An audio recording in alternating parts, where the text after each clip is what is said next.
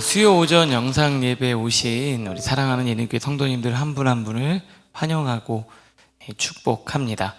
이 시간 우리 찬양 부르면서 우리 영상 예배 시작하도록 하겠습니다.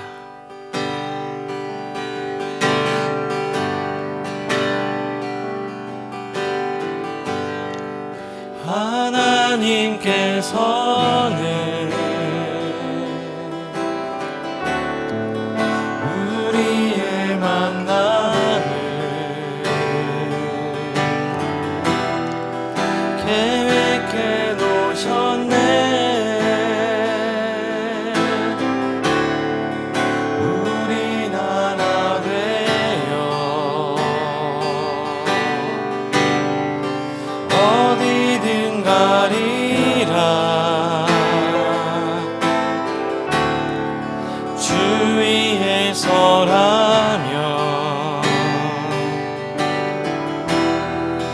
무엇이든 하리라.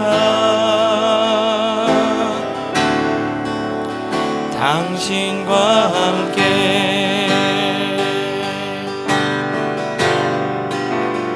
우리는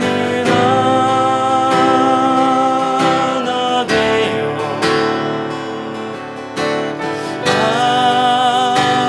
함께 걷네 하늘 아버지 사랑 안에서 우리는 기다리며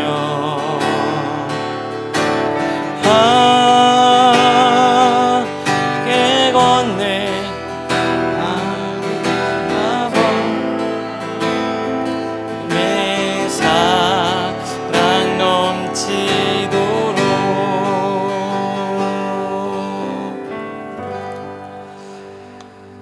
하나님 감사합니다. 또 수요일 또 오전 또 영상 예배로 불러주시고 또 영상을 통해 우리의 심령을 주의 은혜로 채울 수 있도록 이끌어 주시니 감사합니다.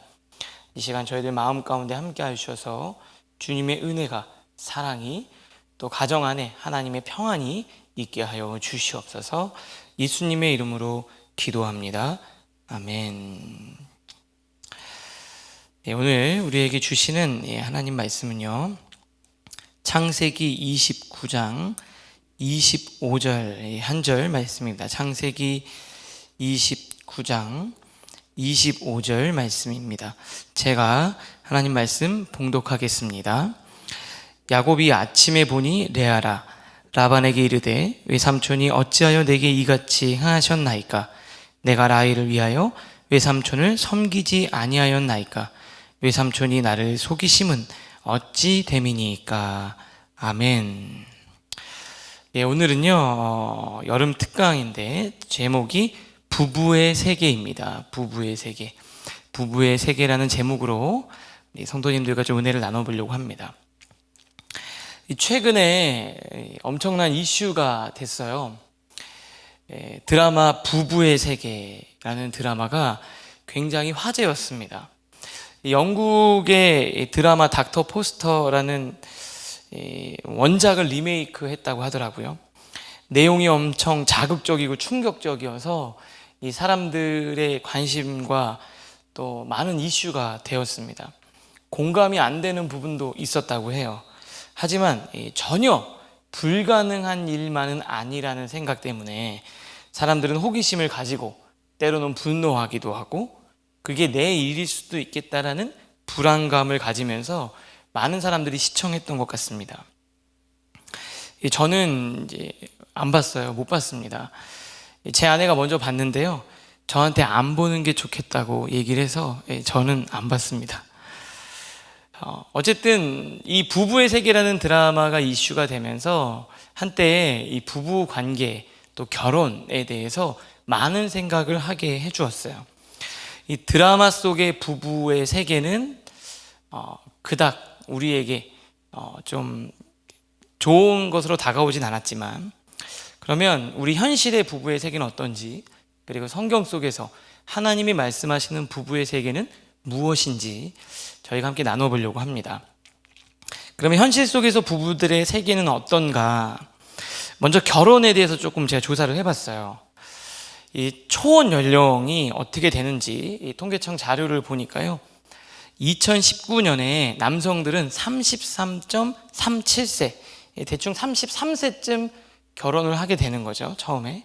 그리고 여자들은 30.59세가 됩니다. 그리고 제가 2011년에 제가 결혼을 했는데요, 제가 31살 때, 저희 아내가 29살 때 결혼을 했어요.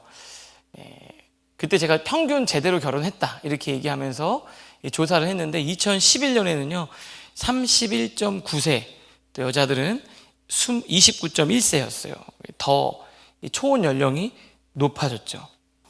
요즘에 이제 결혼을 좀 늦게 하거나 또 안 하려는 사람들이 많이 있는데, 청년들이 많이 있는데요, 결혼을 하지 않는 이유가 뭔가, 이 30세 이상의 그 청년들에게 물었어요. 30세에서 44살까지 2016년 7월 31일 YTN 기사였습니다. 국책 연구기관인 한국보건연구원에서 미혼 남녀에게 조사를 했어요. 남자들한테 물었습니다. 결혼하지 않는 이유가 뭡니까? 41.4%가 경제적인 문제입니다 라고 이야기를 했어요. 밑에 설명이 나오고 있고요. 또 여자들은 무엇인가? 여자들은요, 상대 남성의 조건이 마음에 안 들어서, 마음에 드는 사람이 없어서, 그 다음에 이 경제적인 문제였어요. 이게 남자하고 여자하고 결혼하지 않는 이유에 좀 의견 차가 좀 있습니다. 결혼을 꼭 해야 되는가에 대한 생각, 의견을 좀 물었는데요, 2008년에는요 결혼을 반드시 해야 한다 또는 하는 것이 좋다가 68%였어요. 거의 70%가 그랬는데, 10년이 지난 2018년 통계 자료인데요, 41.8%만 결혼을 해야 된다 내지는 하는 것이 좋다라고 이야기를 하면서 거의 20% 가까이 줄었습니다. 특이한 거는 미혼 여성의 경우는 22.4%만 반드시 결혼을 해야 된다, 하는 것이 좋다라고 이야기를 했다는 거예요. 여성들이 더 결혼을 굳이 해야 되는가에 대한 생각을 갖고 있는 것 같아요. 그러면 이혼에 대해서 좀 조사를 해봤는데, 평균 이혼 연령이 어떻게 되는가? 2019년에는요 남자들이 48.7세, 거의 이제 50세가 다 돼서, 여자들은 45.3세에 이혼을 했어요. 그러니까 실제로 결혼을 해서 이혼할 때까지 평균적으로 또 몇 년을 살았는지 이 전체를 다 조사를 하니까요, 대충 한 16년 정도를 살았습니다. 제가 한 10년 정도 대가 가고 있는데 16년 정도 지난 다음에 이혼을 했다는 거죠. 16년을 사신 분들은 이상은 이제 평균 이상이 되셨다 이렇게 생각하시면 됩니다. 이혼 사유를 좀 알아봤어요. 그랬더니요 41%가 성격 차이, 그리고 중간에 기타라는 항목이 있는데요, 그거는 여러 가지 항목들이 섞여 있어서 그냥 빼고요. 그 다음에 두 번째가 경제 문제, 그리고 세 번째가 배우자의 부정이었습니다. 그리고 이제 설문을 하고 난 다음에 이혼을 하려고 하는데 좀 참았던 적이 있는데, 그 이유가 뭐냐, 결혼정보회사 재혼을 하시는 분들에게 이제 설문을 한 거예요. 남자하고 여자를 보니까요 1위가 무엇이었냐면 자녀 때문에 그랬다는 거예요. 애들 때문에 참았다. 그리고 2위가 뭐였냐면, 남자들은 아직 사랑이 남아서였는데요, 여자들은 이제 사회적인 시선 때문에 그렇다는 거죠. 오히려 남자들이 사랑이 남아서가 16.1%였어요. 그런데 여자들은 한 7.5%밖에 안 됐다는 것이, 도리어 이제 여성이 이혼을 결심하게 되면 애정 관계에 대해서 확실하게 끊고 있다는 것을 좀 볼 수 있는 것 같아요.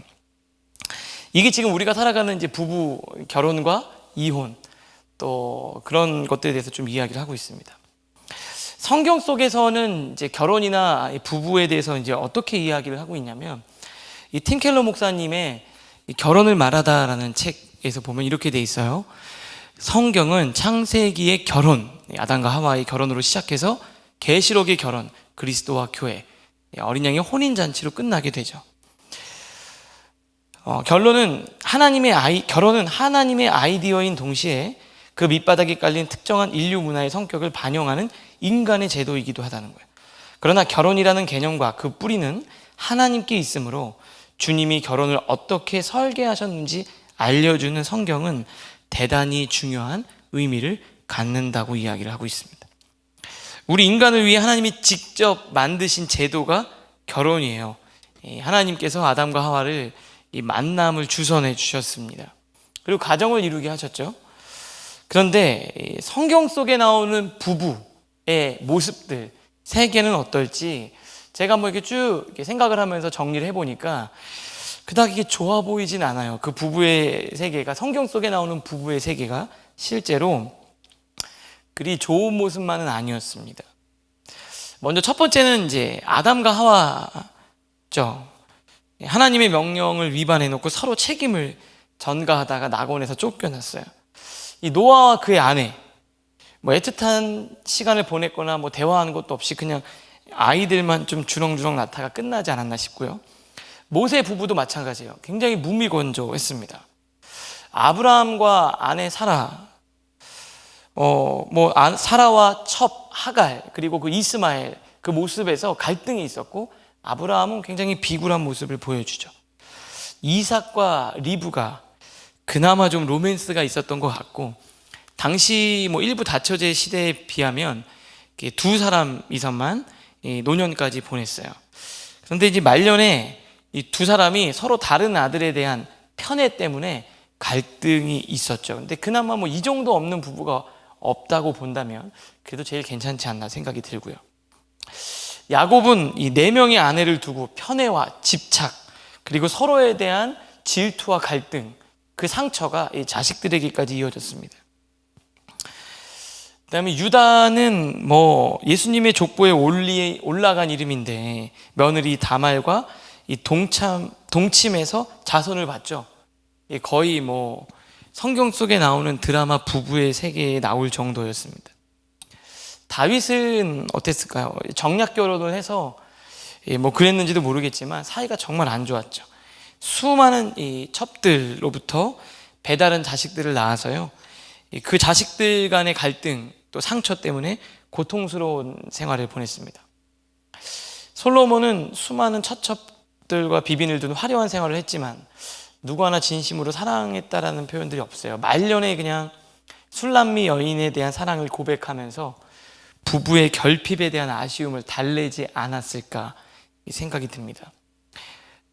호세아, 말도 많고 탈도 많은 아내, 이 고멜로 인해서 험한 부부관계, 이 상처만 남은 것 같아요.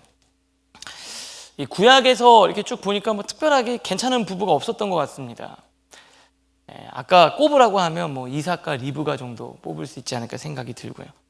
신약에서는 생각해보면 브리스길라와 아굴라, 이 바울과 함께 동역했던, 마지막까지 하나님 나라를 위해서 두 부부가 그 길을 함께 걸어갔던 이 부부가 조금 괜찮은 부부의 모델이 아닐까 생각해요. 하나님이 결혼 제도를 만드시고 직접 남자와 여자를 하나로 맺어주시고 하나님의 아이디어였음에도 불구하고 성경 속에서 나오는 이 부부의 세계는 그리 좋은 모습만은 아니었어요. 어찌 보면 좀 실망스러운 모습이 좀 있죠.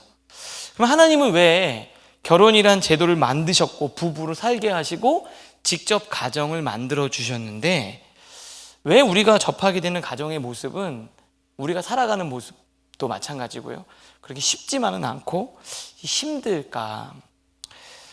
오늘 제가 최근에 한 책을 읽으면서 깨닫게 된 내용을 여러분들, 우리 성도님들에게 한 2가지 정도 정리해서 좀 나눠보려고 합니다. 첫 번째는요, 성경 속의 부부의 세계는 이 환상과 환멸, 기대와 실망이 이 교차하는 곳이에요. 오늘 우리가 읽은 창세기 29장 25절 보니까 이렇게 돼 있죠. 야곱이 아침에 보니 레아라. 아침에 자기가 사랑했던 라헬과 결혼한 줄 알았는데 아침에 깨보니까 레아였어요. 우리 목사님께서 가장 재밌는 본문 구절이라고도 말씀하셨는데, 이 팀 켈러 목사님은 내가 만든 신이란 책에서 이렇게 이야기를 하고 있어요. 이는 에덴 동산 이후 인류가 경험해온 환멸의 축소판이다. 우리 희망을 어디에 걸든지 아침에 보면 라헬이 아니라 늘 레아라는 뜻이다. 그러니까 이거는 우리 인간이 늘 경험하는 그 환멸의 축소판이라는 거예요. 꼭 남자만 그런 게 아니라 여자도 내가 원하는 레아랑 라헬이랑 잠자리에 든 줄 알았는데 아침에 딱 깨고 나면은 그 라헬은 어디에 없고 레아가 내 눈앞에 있다는 거죠. 이 야곱은 상처가 굉장히 많았습니다. 열등감이 있었어요. 특히 형 에서에게 열등감이 심했어요. 우리는 이제 야곱, 에서가 되게 좀 멍청하고 이런 것처럼 그림을 그려지잖아요. 그런데 에서는 많은 것을 가지고 태어났어요. 사냥을 잘했다라는 건 지금으로 말하면 돈을 굉장히 잘 벌었다는 거예요. 운동신경도 좋았고 밖에서 사람들이랑 잘 지냈고 아무래도 생각해 보면은 여성들한테도 인기가 많았을 것 같아요. 그런데 야곱은요, 형에 비하면 가진 게 없었죠. 아마 여자들한테도 인기가 없었을 것 같아요. 그러니까 엄마가 불쌍하니까 야곱을 이렇게 데리고 있지 않았을까. 능력이 많은 형, 능력이 없고 매력이 없는 동생. 그러다 보니까 야곱은 이 이성에 대한 갈망이 심했던 것 같습니다. 그래서 라헬을 보는 순간 그 매력적인 여성을 사랑하게 됐고 그 여성과 결혼하면 자기의 인생이 뭔가 더 나아질 거라는 생각을 했던 것 같아요. 그 레아와 라헬을 비교할 때 이렇게 표현을 하고 있어요. 라반에게는 두 딸이 있으니 언니의 이름은 레아요 아우의 이름은 라헬이라. 레아는 시력이 약했다. 이 사람이 이렇게 눈이 가장 매력적인 부분이지 않습니까? 근데 시력이 약했다라는 거는 그냥 못생겼다는 거예요. 왜냐하면 그 뒤에 라헬을 표현할 때는 곱고 아리답다. 그리고 레아는 시력이 약했다. 그러니까 눈이 안 좋았다가 아니라 그냥 못생겼다. 이렇게 말하기는 그렇지만 하나님이 조금 신경을 좀 덜 쓰신 것 같은 그런 사람들이 있지 않습니까? 레아가 바로 그런 여인이었던 거예요. 그러니까 너무나도 좀 외모적으로 매력적이지 않은 레아. 그런데 그 매력적인 동생을 사랑했지만 자기는 그 동생과 결혼해서 잠자리에 들 거라고 생각했는데 아침에 깨면 레아라는 거죠. 어떻게 속을 수 있었을까? 7년을 일하고 또 7년을 일해서 14년이라는 세월을 라헬이라는 여인을 위해서 살았던 야곱이 굉장히 독특한 것 같아요. 그 당시로 말하면은 야곱 같은 사람이 거의 없거든요. 야곱처럼 내가 좋아하는 사람이랑 결혼하는 거, 이 낭만주의는 최근에 형성된 거예요. 그때 당시에는 그냥 결혼과 생계, 또 가문과 가문을 위해서만 결혼을 했죠. 야곱이 굉장히 특이한 케이스인데 어떻게 그렇게 속을 수밖에 없었을까? 그것은 야곱이 갖고 있었던 상처, 그리고 그 상처를 해소하고 싶은 강한 욕구와 열망이 스스로 자신을 속이게 만들었던 것 같습니다. 저도 저희 아내와 만나게 되었을 때 저희 아내랑 등산을 한번 이렇게 하게 갔어요. 지리산을 올라가는데 백모동에서 천왕봉까지 정상으로 올라가게 되는 겁니다. 근데 거기가 이제 짧은 코스예요. 금방 가는데 코스가 짧다는 건 굉장히 산세가 험하고 가파르다는 거예요. 근데 저희 아내가요 거의 한 7시간에서 8시간 만에 그걸 다 올라갔어요. 저랑 같이. 힘들다는 얘기도 안 하고 그냥 잘 올라가더라고요. 중간중간에 잠깐 멈춰 있긴 했지만 그때 제가 그런 생각을 했어요. 야, 이 여자 강인하다, 강하다.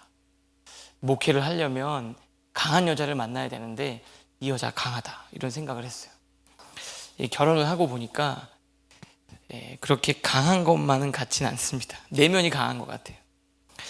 또 저희 아내를 보니까 화장도 잘 안 해요. 화장도 잘 안 하고 또 옷도 아주 무채색에 좀 심플하게 입고 화려하지도 않고 또 이렇게 단순한 옷을 좀 입고 청바지나 운동화, 티셔츠 이런 것들을 좋아하더라고요.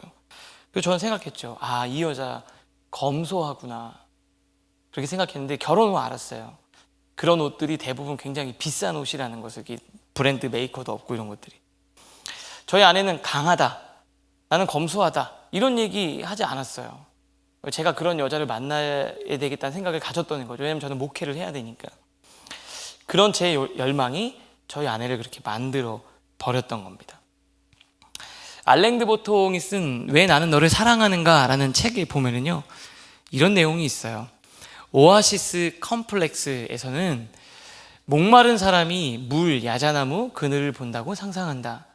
그런 믿음의 증거가 있기 때문이 아니라 그런 믿음에 대한 요구가 내면에 있기 때문이다. 간절한 요구는 그것을 해결할 수 있는 환각, 이 판타지를 낳는다. 우리가 보통 다 그런 거 아닌가요? 내가 생각했던 그 요구로 상대방을 그렇게 만들어 버리는 거죠. 내 배우자를, 내 남편과 내 아내를. 그런데 막상 결혼을 하고 나면 아침에 보니 늘 레아였던 것처럼 내가 생각했던 배우자는 온데간데 없고 정말 다른 사람과 내가 결혼을 해서 살아가게 되는 느낌을 우리는 모두가 다 경험하고 있다는 거예요. 그래서 우리가 생각하는 이 부부의 세계는 어찌 보면 내가 갖고 있는 요구로 만들어낸 이 환상, 그리고 환상이 깨어지는 기대와 실망이 교차하는 교차점이 바로 우리 결혼의 세계, 부부의 세계가 아닌가 생각이 듭니다. 사실 내가 생각한 사람이 아니에요.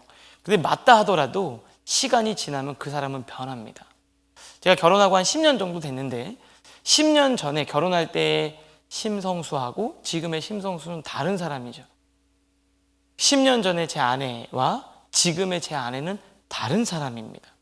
왜냐하면 그때 갖고 있었던 가치관, 신념은 지금까지 살면서 경험했던 것의 산물이기 때문에 10년 동안 완전히 다른 삶을 경험했기 때문에요. 우리는 다른 사람이 되어버린 거예요. 나도 그렇고 이 상대방인 배우자도 마찬가지입니다. 변하지 않는 게 있다면 하나님 앞에서 제가 배우자를 향해서 이렇게 맹세했던 그 사랑의 언약, 하나님 앞에 약속했던 그 약속이 변하지 않는 거죠. 한 사람을 주님이 부를 때까지 사랑하겠습니다. 그 약속이 변하지 않는 거죠.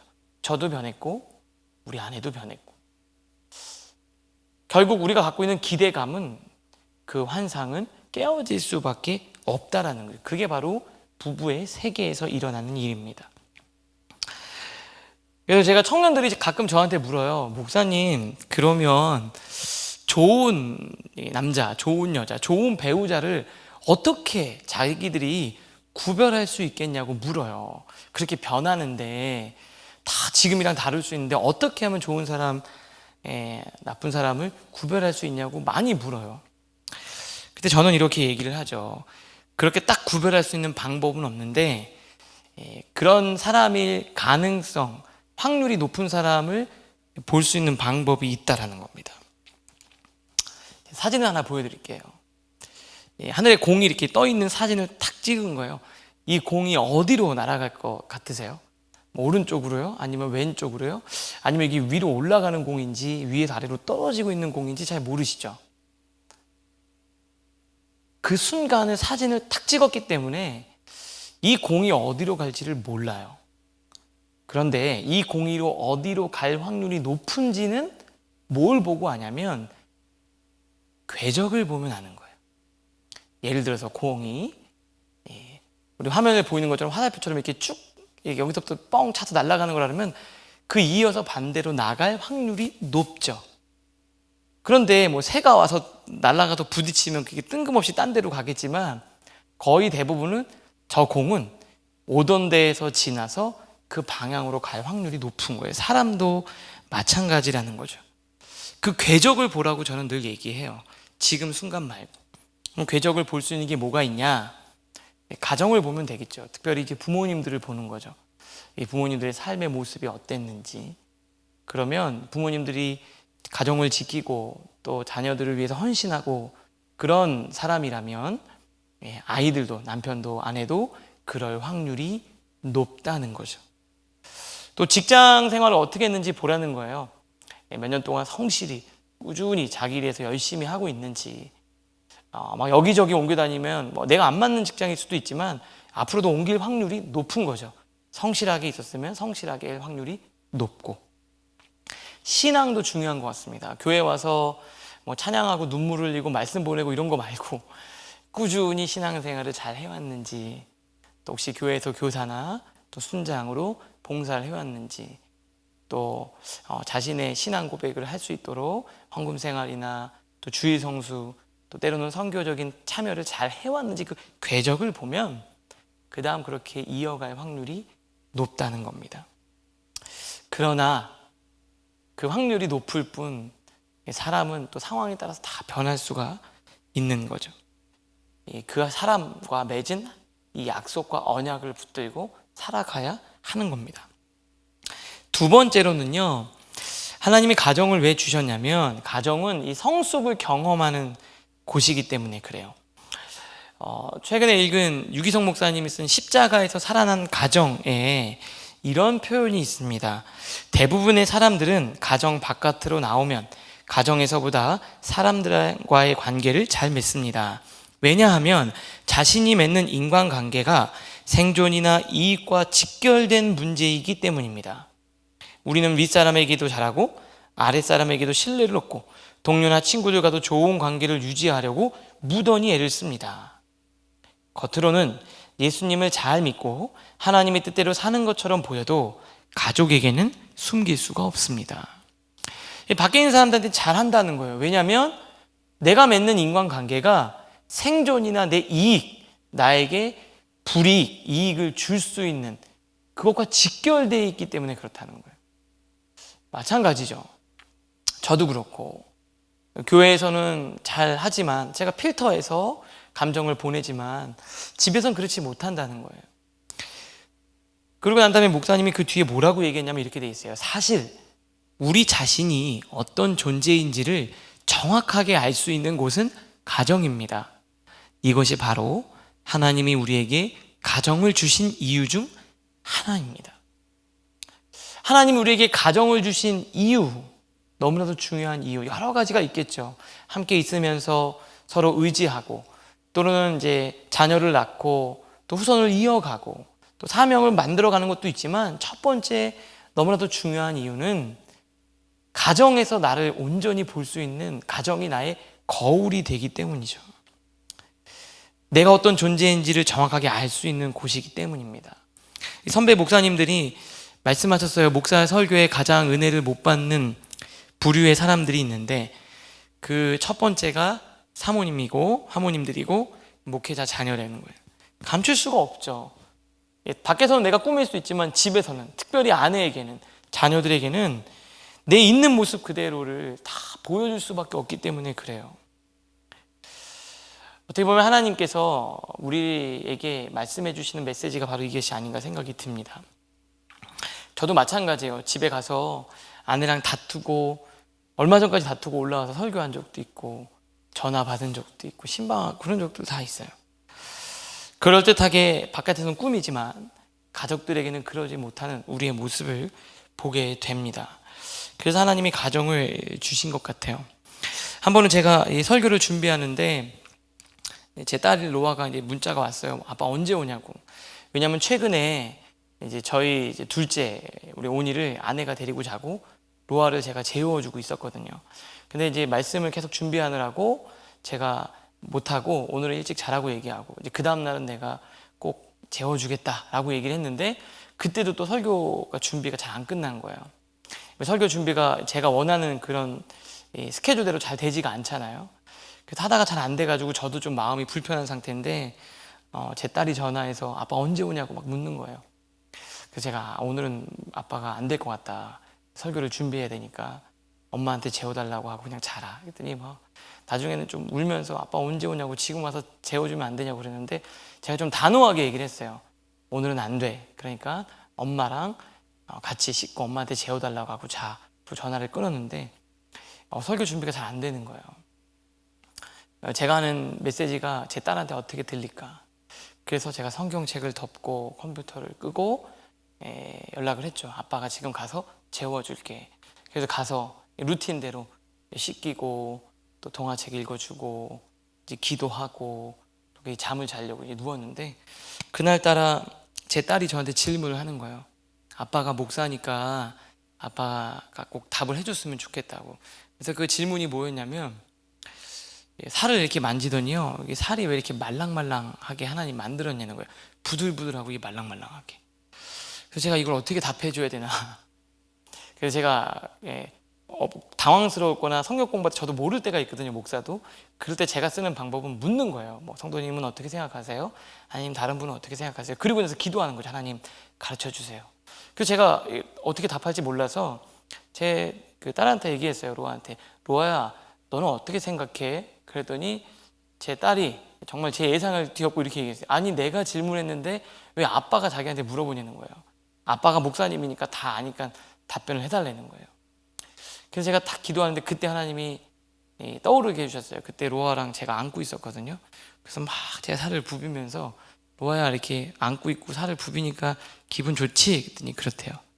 만약에 우리가 딱딱하거나 고슴도치처럼 삐쭉삐쭉하면 로아랑 아빠랑 이렇게 안고 있을 때 별로 안 좋았을 거야.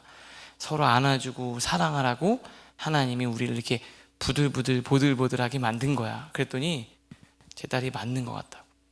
그래서 가서 동생도 안아주고 엄마도 안아주고 그리고 기도하고 잤어요. 그래요. 하나님이 우리를 그렇게 만드신 것 같습니다. 서로 사랑하고 안아주라고요. 가정이 참 힘들고 어려운 것들은요, 우리 신앙이 성숙해지는 장이기 때문에 그렇습니다. 회심이요. 하나님을 만나고 내가 영생을 얻는 그 칭의의 그 출발은, 회심은요, 개인적이고 굉장히 순간적이에요. 나와 하나님과 그리고 그 한순간에 이루어지는 건데요. 성화, 하나님의 자녀답게 성숙해지는 그 과정은요, 혼자서는 안 돼요. 함께 공동체적이고 한순간이 이루어지는 게 아니라 지속적인 과정이 있다는 거예요. 그러니까 내가 주님을 만나서 내가 성숙한 사람으로 되어지기 위해서 공동체가 필요한데, 가장 기본적인 공동체가 뭐냐? 부부고 가정이라는 겁니다. 저도 마찬가지고요. 우리 모두가 다 마찬가지. 그래서 성경 속에서 나오는 가정이 쉽지 않고 고통도 있고 아픔도 있고 슬픔도 있지만 그게 우리의 현실이고 그 과정에서 우리가 하나님의 뜻대로 성장해 나가기를 주님은 원하셨던 겁니다. 부부의 세계가 참 묘하죠. 그러나 그 부부의 세계가 그 과정을 겪어가면 또 그 가정 가운데 주시는 이 진한 감동과 설레임, 따뜻함이 다시 되살아나는 것 아닐까 생각이 듭니다. 마지막으로, 강의 마지막으로요, 칼릴 지브란의 결혼에 관하여라는 한 시를 인용하고 마치려고 합니다. 제가 한번 읽어볼게요. 결혼에 관하여. 함께 이때 거리를 두라. 그래서 하늘 바람이 너희 사이에서 춤추게 하라. 서로 사랑하라. 그러나 사랑으로 구속하지는 말라. 그보다 너희 영혼과 영혼의 두 언덕 사이에 출렁이는 바다를 놓아두라. 사랑하지만 서로 구속하고 소유하고 탐하는 게 아니라 서로를 인정하고 세워주고, 더 중요한 것은요, 두 사람 사이에 하늘 바람이, 성령의 바람이 춤추고 두 사람 사이에 출렁이는 바다라고 했는데요, 말씀을 통한 은혜의 바다가 출렁일 때 우리의 부부의 세계는 멋지고 아름다운 건강한 부부의 세계가 되지 않을까 생각합니다. 지금까지 제가 있으면서 이제 결혼한 10년 차 되면서 느끼는 부부의 세계인데, 나중에 뭐 한 15년, 20년 지나면 또 다른 부부의 세계를 제가 경험하고 이야기할지도 모르겠어요. 그러나 그때는 조금 더 깊은 또 하나님의 뜻을 알아가는 부부의 세계가 될 수 있지 않을까 강의를 준비하면서 생각해 봤습니다. 강의 마지막에 어떤 찬양을 할까 하다가 찬양 인도하시는 우리 이감목 목사님께서, 목사님 이 찬양 어때요? 라고 이제 추천해 준 게 있어요. 이 박종호 이 사역자, 찬양 사역자가 한 당신만은 못해요라는 제목의 찬양인데요, 저도 예전에 좀 들었었는데 가사가 참 좋습니다. 잘 모르실 수도 있는데요, 한번 들어보시고 또 불러보시고 아니면 유튜브나 이런 데서 찾아보시다가 이 가사를 되새기면서 하나님이 맺어주신 부부, 남편, 아내를 위해 기도하고 가정을 위해 기도하는 그 사랑이 넘치는 그런 오늘 하루 마무리가 될 수 있었으면 좋겠습니다.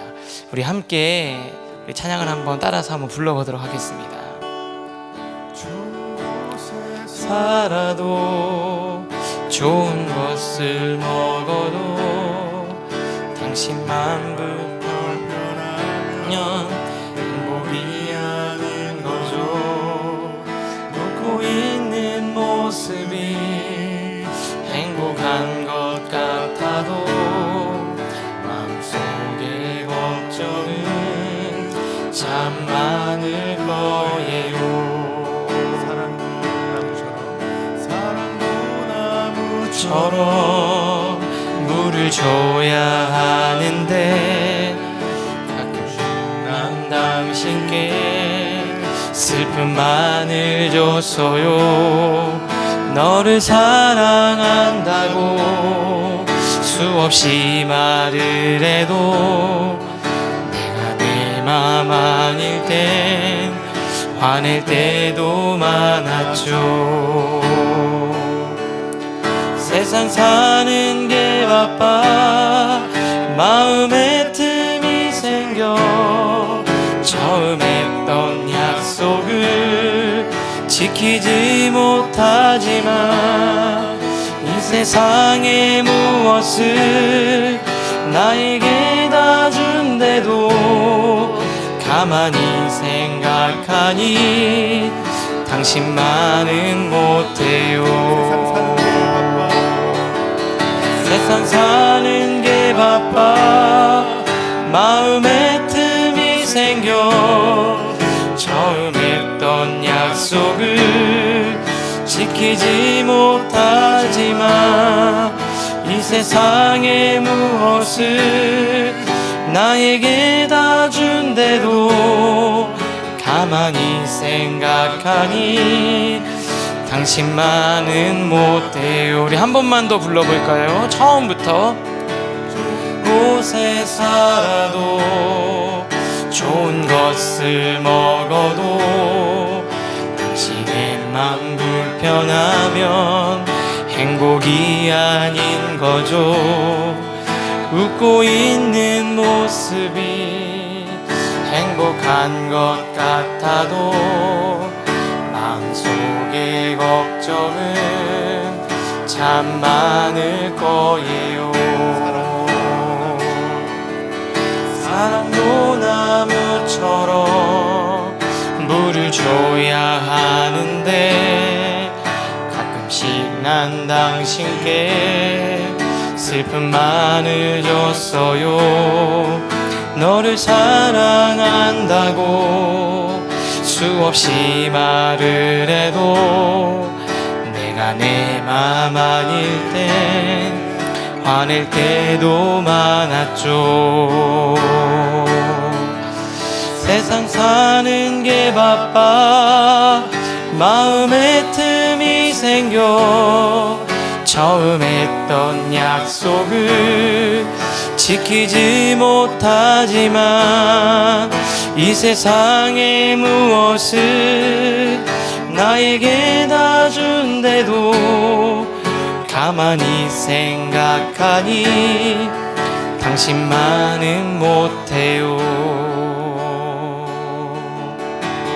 사랑해 난 널 사랑해 사랑해 난 널 사랑해 사랑해 난 널 사랑해 사랑해 난 널 사랑해.